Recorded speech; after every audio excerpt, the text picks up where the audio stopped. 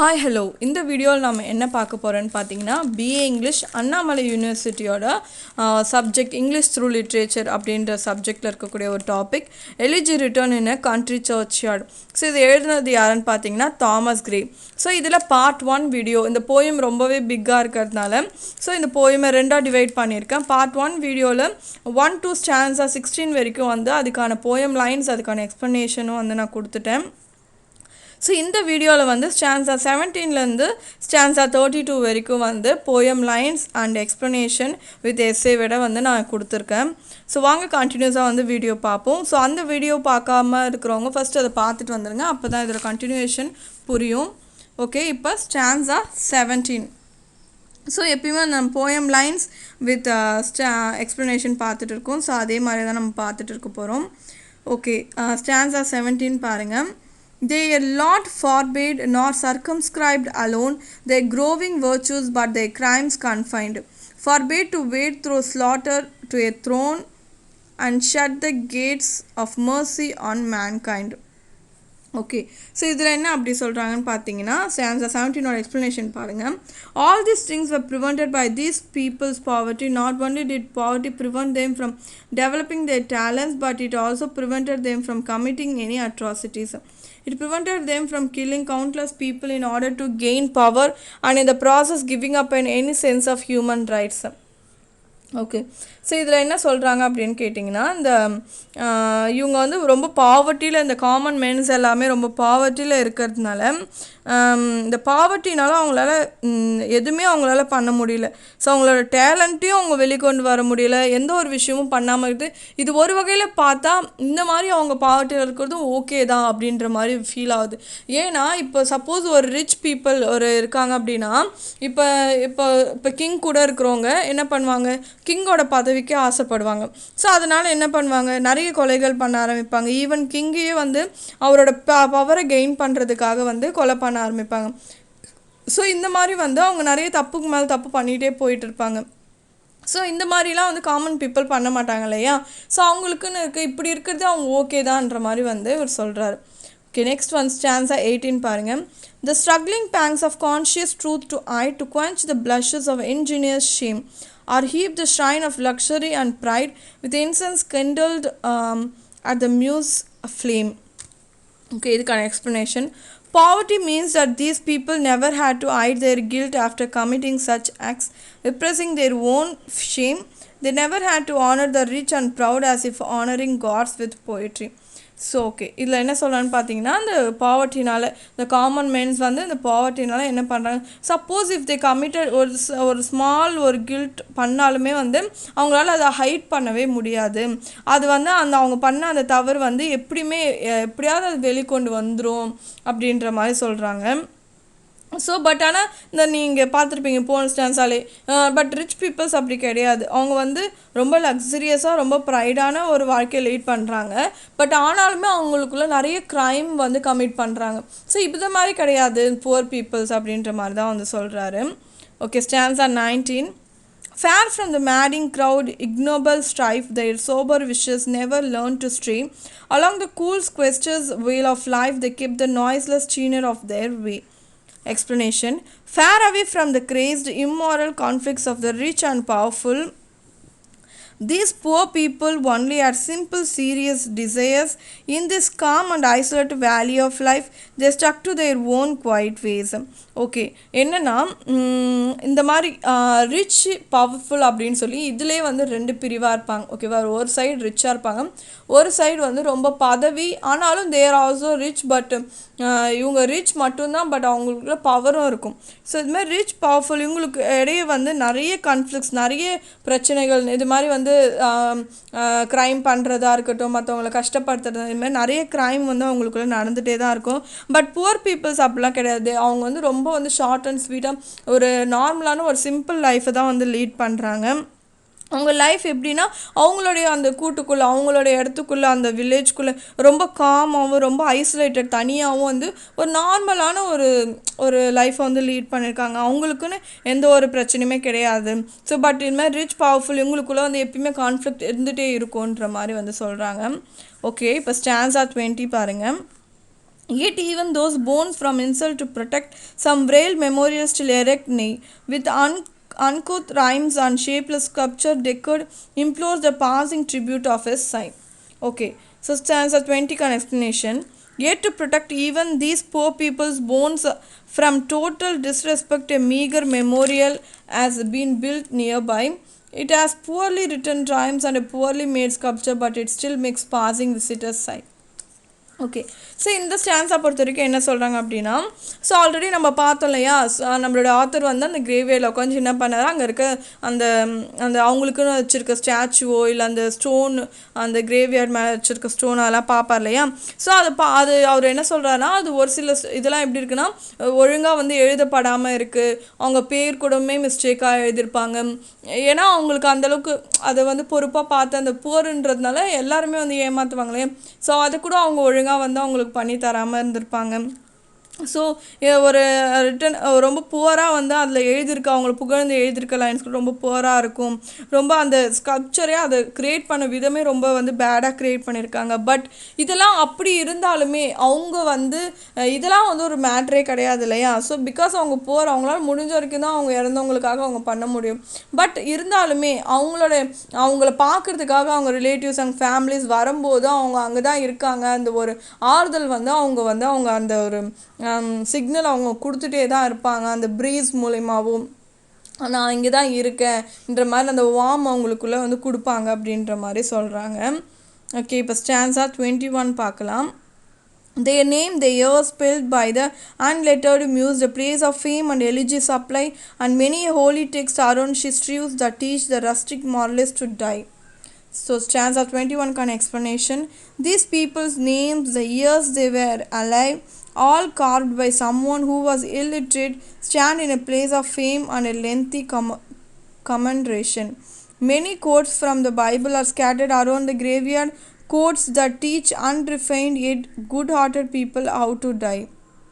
Okay, இதில் இந்த ஸ்டான்ஸை பொறுத்த வரைக்கும் என்ன சொல்கிறாங்க அப்படின்னா, ஸோ இப்போ நான் ஆல்ரெடி சொன்னேன், அந்த கிரேவியார்டில் அந்த கல் புதைக்கப்பட்டிருக்கும் போது அதில் என்னெல்லாம் இருக்கும் அப்படின்னு, அந்த இறந்து போனவங்களோட நேம் இருக்கும், அவங்க எந்த வருஷம் வாழ்ந்தாங்க, அந்த இறந்தாங்கன்ற 2 விஷயமும் இருக்கும்.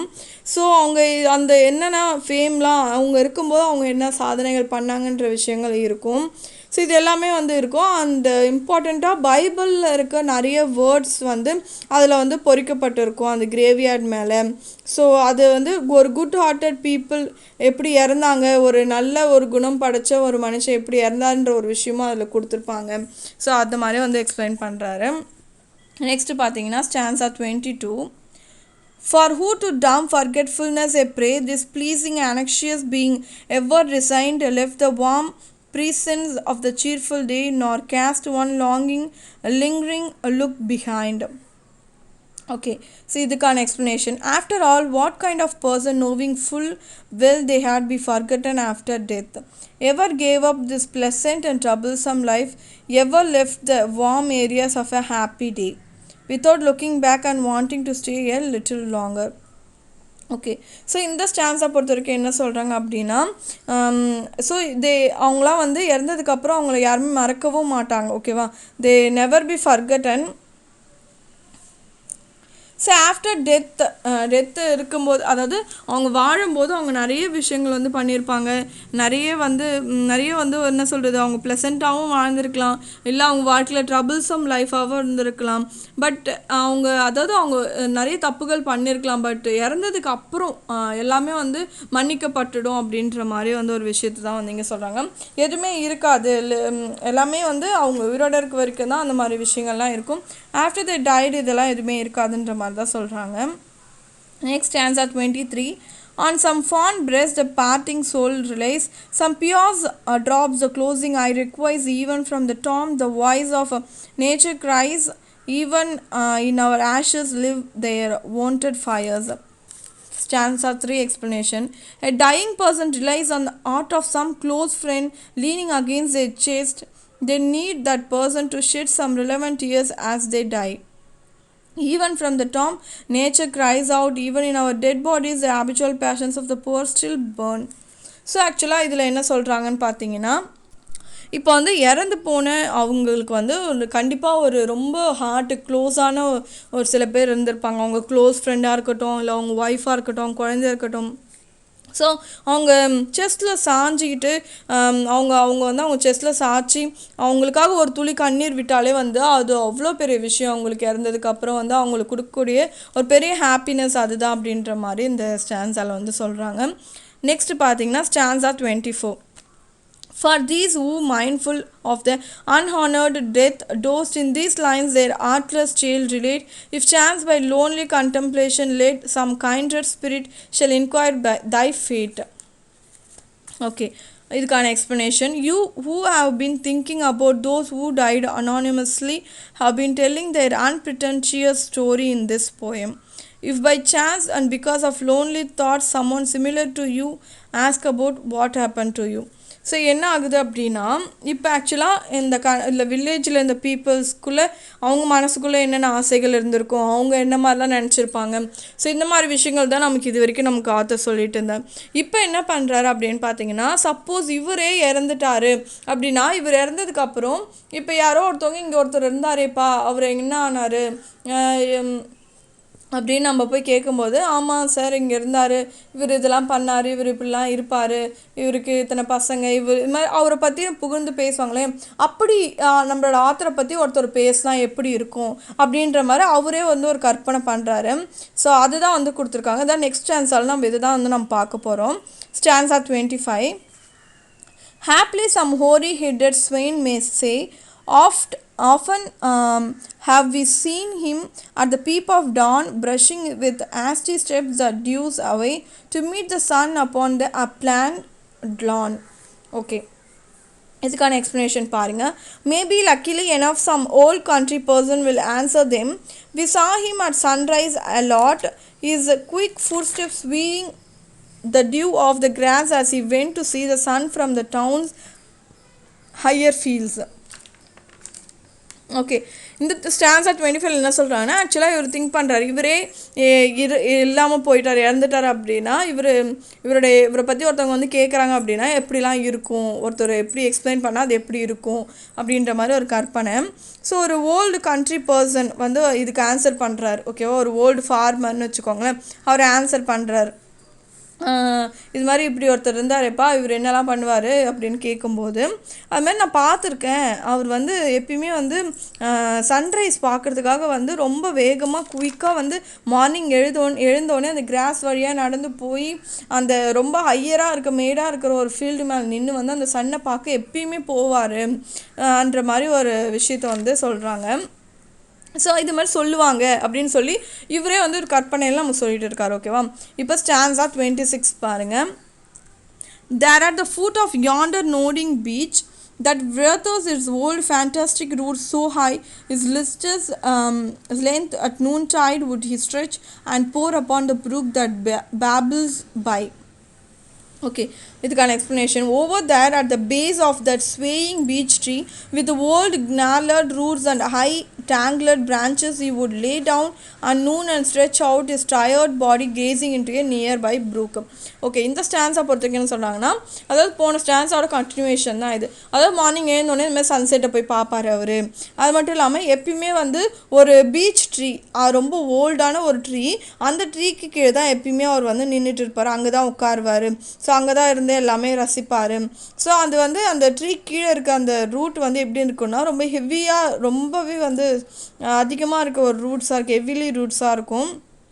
அந்த மரமும் வந்து ரொம்ப ஹையாக ரொம்ப உயரமாக இருக்கும், ரொம்ப பிரான்ச்சஸ்லாம் ரொம்பவே வந்து திடமாகவும் ரொம்ப பார்க்கவே டிஃப்ரெண்ட்டான ஒரு மரம். எப்பயுமே அங்கே தான் அவர் வந்து இருப்பார்.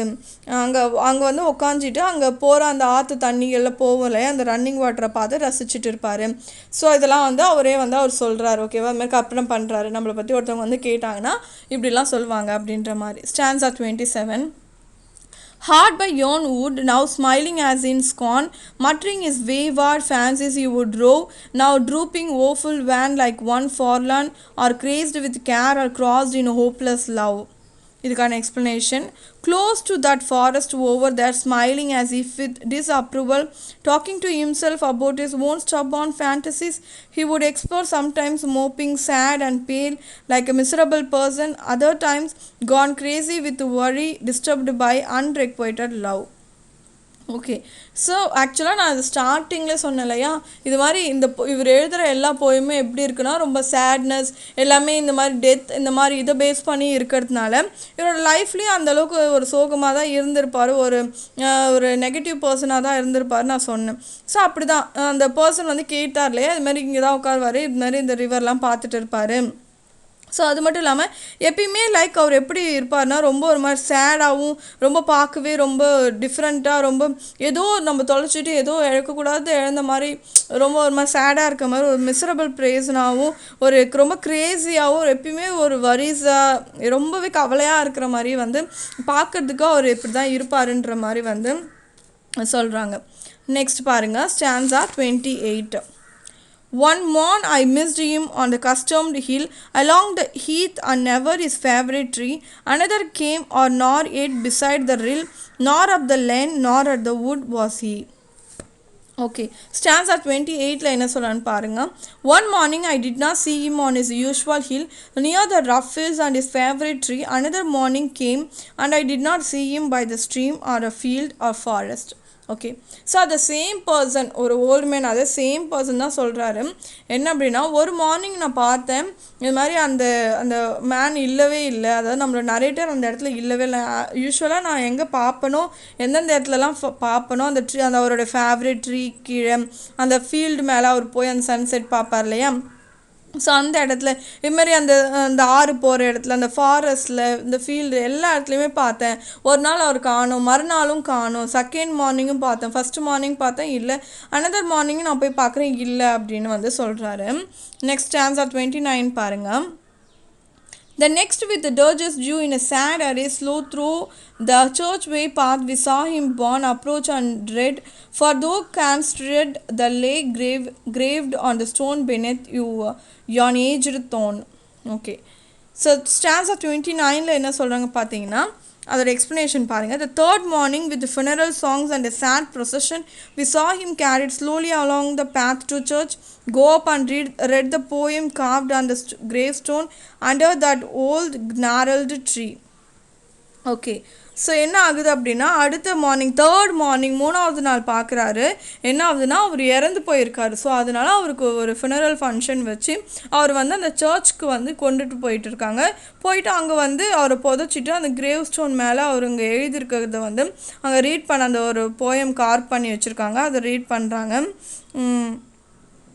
அது வந்து அதெல்லாம் இருக்குது. ஸோ அவங்க ஒரு அந்த ஓல்டு ஒரு ட்ரீ கீழே வந்து அவரை வந்து புதைச்சிருக்காங்க. ஓகேவா. ஸோ இவருக்கு வந்து அந்த அந்த கிரேவ் ஸ்டோனில் எழுதியிருக்காங்க இல்லையா, அவருக்கு வந்து என்னன்னு தெரியல. இவர் வந்து ரொம்ப புவர் தானே, அங்கே இருக்க காமன் மேன் எல்லாம் அந்தளவுக்கு எஜுகேட்டட் இருக்காரு, பட் நாலேஜபிள் நிறைய விஷயங்கள் அவங்களுக்குள்ளே இருக்குது, பட் அதிகமாக படிக்காதங்கிறதுனால அவருக்கு படிக்க தெரியல. அதனால் அந்த சைடில் போகிற ஒரு அந்த சைடில் பாஸ் பண்ணி போகிற ஒரு பர்சனை கூப்பிட்டு இவர் அது என்ன அதில் எழுதியிருக்குன்னு சொல்லி படித்து காட்ட சொல்லி கேட்குற மாதிரி வந்து சொல்கிறாங்க. ஸோ இதுதான் வந்து லாஸ்ட்டு 3 ஸ்டான்ஸால் அவரோட கிரேவியார்டில் என்ன எழுதிருந்துச்சு அப்படின்ற ஒரு விஷயத்தை தான் வந்து நமக்கு சொல்லியிருப்பாங்க. அதுதான் இந்த ஸ்பீக்கர்ஸ் எபிடாப் அப்படின்றது. அந்த கிரேவியார்டில் அந்த அவரோட கல்லை வந்து என்ன கார்வ் பண்ணி என்ன செதுக்கி வச்சுருக்காங்க, அவரை பற்றி என்ன இப்போ இறந்துட்டாங்கன்னா அவங்களுடைய ஃபேம் அவங்கள பற்றின விஷயங்கள் அதில் வந்து எழுதி வைப்பாங்க. ஸோ அந்த மாதிரி இதில் என்ன எழுதி வச்சுருப்பாங்கன்னு எல்லாமே இவராகவே, இன்னும் அவர் இறந்து கூட போகலை, இவராகவே நம்மளை இறந்துட்டா இப்படி தான் நம்மளை பற்றி எழுதி வைப்பாங்கன்ற மாதிரி இந்த லாஸ்ட் 3 லைன்ஸில் சொல்லியிருக்காரு. ஓகே, இதில் பாருங்கள், இது வந்து ஸ்டான்ஸா 30, 31, 32ன்னு எடுத்துக்கலாம். அப்படி தான் வந்து இது ஆர்டர் வரும். இப்போ ஸ்டான்ஸா 30 பாருங்கள். Here rest his head upon the lap of earth, a youth to fortune and to fame unknown. Fair signs frowned not on his humble birth, and melancholy marked him for her own. Okay, இதுக்கான explanation. Here resting his head in the dirt lies a young man that had neither wealth nor fame. He had no education because he was born to common people. His life was defined by sadness. So அதில் என்ன எழுதியிருக்கோன்னா, இங்கே ஒருத்தர் இருந்தார். அவர் இப்போ இந்த கல்லு கீழே இந்த மண்ணில் வந்து படுத்து ரெஸ்ட் எடுத்துகிட்டு இருக்காரு. அவர் வாழ்ந்த காலத்தில் அவருக்குன்னு ஒரு எந்த வெல்த், நிறைய சொத்து பத்து நிலங்கோ எதுவுமே இல்லை. ஒரு ஃபேமோ ரொம்ப ஃபேமஸான ஒரு பர்சனும் கிடையாது. பட் எப்படி இருந்தார் நம்மளோட ஆத்தர் வந்து ரொம்ப நாலேஜபிளான பர்சன். பட் அவருடைய கண்டிஷனோட ரியல் கண்டிஷனை தான் அவர் எக்ஸ்பிளைன் பண்ணியிருக்காரு. அவருக்குன்னு எந்த எஜுகேஷனுமே கிடைக்கல. பிகாஸ் ஏன் அப்படின்னா அவர் ஒரு காமன் பீப்புளுக்கு வந்து பார்ன் ஆகியிருக்கார். ஓகேவா, நார்மல் ஒரு காமன் பீப்புள்ஸ்க்கு பிறந்ததுனால அவரால் எதுவுமே வந்து அச்சீவ் பண்ண முடியல லைஃப்லன்ற மாதிரி அவருடைய சோகத்தை அவர் சொல்கிற மாதிரி சொல்கிறாங்க.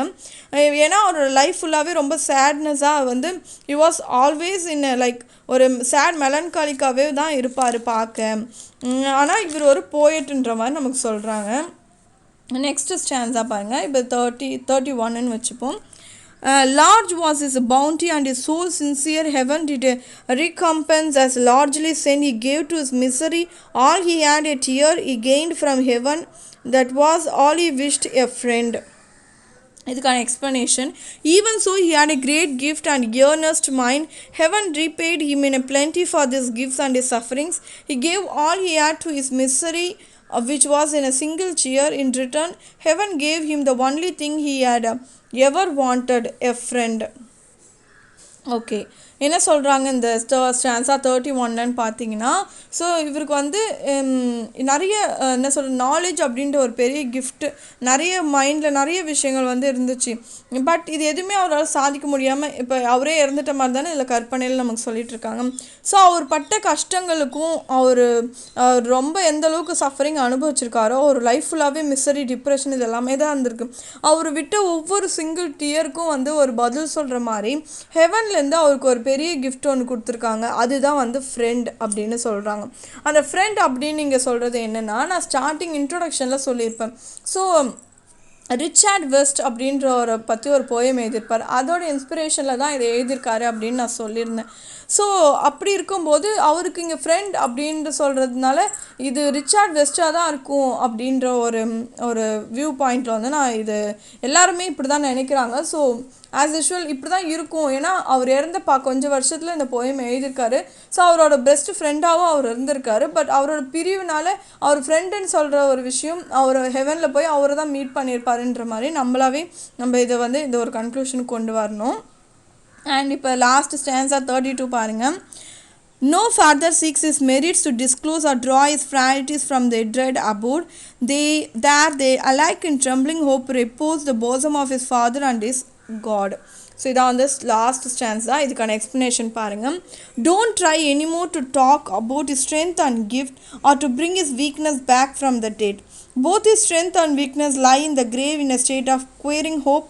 He is now with Father's God. Okay, இப்போ ஆக்சுவலாக இது எல்லாருக்குமே சொல்கிற ஒரு அட்வைஸ் மாதிரி தான். இப்போ ஒருத்தவங்க இறந்துட்டாங்க அப்படின்னா அவங்க இல்லைன்றதுக்காக அவங்கள பற்றி பழித்து பேசுகிறதோ, அவங்க இதெல்லாம் பண்ணால் இதனால தான் இறந்துட்டாங்க, ஸோ இவங்க வந்து ரொம்ப பேட் பர்சன் அப்படின்னு சொல்கிறதோ, இல்லை நல்லா வாழ்ந்தான்ப்பா இந்த மனுஷன் இருக்கிற வரைக்கும் நல்லா அனுபவிச்சு நல்லா வாழ்ந்தான், இப்போ போய் சேர்ந்துட்டா அப்படின்ற மாதிரி அவங்கள ப்ரைஸ் பண்ணி பேசினாலும் சரி, அவங்கள வந்து நீங்கள் வந்து என்ன சொல்கிறது வீக்காக அவங்களுடைய வீக்னஸை வந்து பேசினாலும் சரி, இதெல்லாம் ஏன் பேசிகிட்டு இருக்கீங்க, அவங்கள பற்றி அனலைஸ் பண்ணுறதோ, அவங்களுக்குள்ளே இருக்கிற பாசிட்டிவ் நெகட்டிவ்னு அவங்களுக்குள்ள விஷயங்களை பேசுகிறதோ, இதெல்லாம் வந்து தயவுசெய்து விட்டுடுங்க. ஸோ இது மாதிரி பேசுறதுனால எதுவுமே நடக்க போகிறது கிடையாது. அவங்க வந்து இப்போ நிம்மதியாக ரெஸ்ட் எடுக்கிறாங்க. ஸோ அவங்க வந்து அவங்களுடைய ஃபாதர்னு யாரை சொல்கிறாங்கன்னா கடவுள்கிட்ட போயிட்டாங்க. ஸோ இப்போ வந்து அவங்க ரெஸ்ட் இன் பீஸ், அவங்க நிம்மதியாக இருக்காங்க. அவங்கள பற்றின விஷயங்கள் பேசுகிறது மூலயமா அவங்க திரும்ப வரப்போகிறது கிடையாது. அவங்கள இது மாதிரி பேசி காயப்படுறதுனால நமக்கு எந்த யூஸுமே கிடையாது. ஸோ இந்த மாதிரி பேச தேவையில்லை, இது மாதிரி அனலைஸ் பண்ணாதீங்கன்ற மாதிரி சொல்லி தான் அந்த போயமே முடிக்கிறாங்க. இது எல்லாருக்குமே சொல்லக்கூடிய ஒரு நல்ல ஒரு மாரல்னே சொல்லலாம். Conclusion. Since an elegy is a poem written to lament someone's death, the poem's title signals its themes right away. So இந்த எலிஜின்றதே நான் சொன்னேன், ஒருத்தவங்களோட டெத்தை லேமன் பண்ணி ரைட் பண்ணுறது தான் வந்து எலிஜி. ஸோ இதில் வந்து ஒரு காமன் மென்னோட டெத்தை வந்து இருந்தால் எப்படி இருந்திருக்கும் அப்படின்ற மாதிரி ஒரு நல்லாவே வந்து ஒரு டிஃப்ரெண்ட்டான ஒரு வேல வந்து டிஸ்கிரைப் பண்ணியிருக்காரு நம்மளுடைய ஆத்தர். ஸோ இந்த எலிஜின்றதே வந்து இட் செல்ஃப் அதோட தீமையே வந்து அதை சொல்லிடுது. ஓகேவா, டைட்டில் இட் செல்ஃப் நமக்கு அது மீனிங்கும் வந்து நம்ம கொடுத்துருது. ஸோ அதுதான் வந்து சொல்கிறாங்க. ஸோ இதுதான் வந்து இந்த போயம்கான எக்ஸ்ப்ளனேஷன். ஸோ இது ரொம்பவே பிக் போயமானதுனால தான் 2 பார்ட்டாக வந்து போட வேண்டியதாக போச்சு. ஸோ நான் சொன்ன எக்ஸ்ப்ளனேஷன் ரொம்ப டீட்டெயில்டாக நான் சொல்லலை. ரொம்ப டீட்டெயிலாக போச்சுன்னா இன்னமும் நிறைய விஷயங்கள் வந்து சின்ன சின்ன விஷயமும் நம்ம வந்து மைன்யூட்டாக பார்க்குற மாதிரி இருக்கும். பட் ஓவராலாக இப்படி எக்ஸ்பிளைன் பண்ணது மூலிமா உங்களுக்கு அது இது ஈஸியாக ஞாபகம் வச்சுக்க முடியும். இப்போ இந்த ஸ்டான்ஸானால் இந்த விஷயம் இப்படின்னு ஷார்ட்டாக ஸ்வீட்டாகவும் வந்து நீங்கள் ஞாபகம் வச்சு நீங்கள் ரைட் பண்ண உங்களுக்கு ஈஸியாக இருக்கும். ஸோ தொடர்ந்து நான் போடுற எல்லா வீடியோஸும் பாருங்கள். தேங்க்யூ ஃபார் வாட்சிங் மை வீடியோ.